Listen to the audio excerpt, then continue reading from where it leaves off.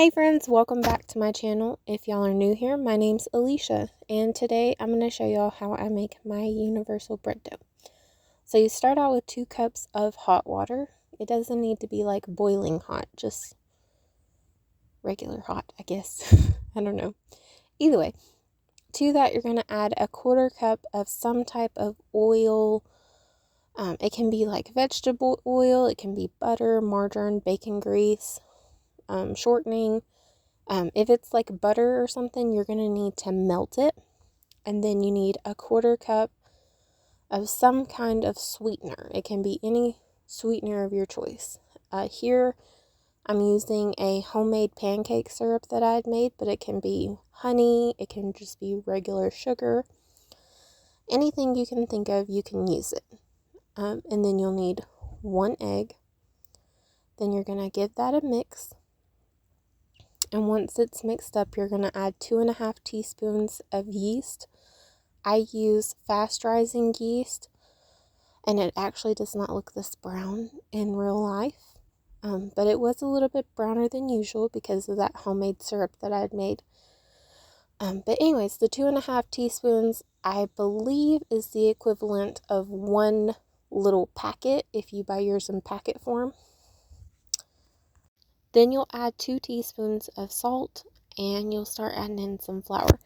I would start with 4 cups of flour and then work your way up from there, because it's not really a specific amount each time. You'll probably always use a different amount of flour, but you're really just going to want to pay attention to when it is cleaning the sides and the bottom of the bowl on its own. And then you're going to let it knead for 5 minutes. So once you have kneaded it for 5 minutes, you don't need to let it rest or rise. You can immediately shape it into what you're wanting to use it for. If you're wanting to make just a loaf of bread, then this will make 2 loaves of bread. Once you get it shaped the way that you're wanting, if you're using the fast rise yeast, you can immediately bake it. If you're using the other yeast, I would let it rise for like an hour. But if you are using the fast rise yeast, you can let it rise for like a 30-minute time before you bake it if you want to. But you don't necessarily have to. So once you're ready to bake your bread, you'll bake it at 375 for about 25 to 30 minutes.